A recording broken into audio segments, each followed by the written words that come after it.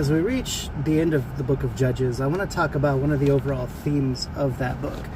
And that is, number one, the people of Israel were all going their own way because they didn't have a king, they didn't have a leader. And only when they had a godly leader were they actually following the God of the Bible, the God of their covenant with Abraham. And as we look into the story of Micah, we find that this is still the case.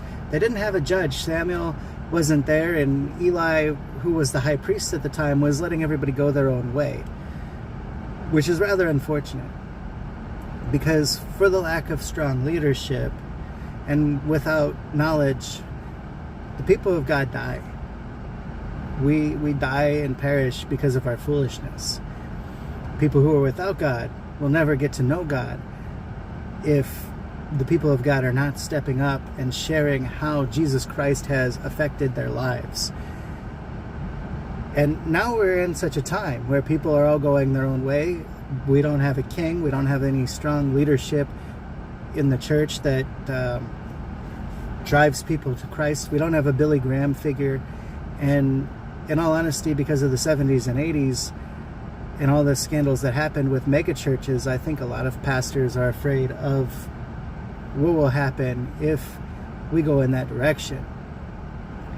And so my question for anybody that watches this video who is a Christian is, what's holding you back from stepping up? Is it your own personal sin? Is it allowing a couple of Bible verses to stop you from pursuing the calling that God has on your life because you're afraid you might make a misstep? Something I completely understand, because for 5 years, Matthew 18:6 and James 3:1 kept me from doing what I'm doing today.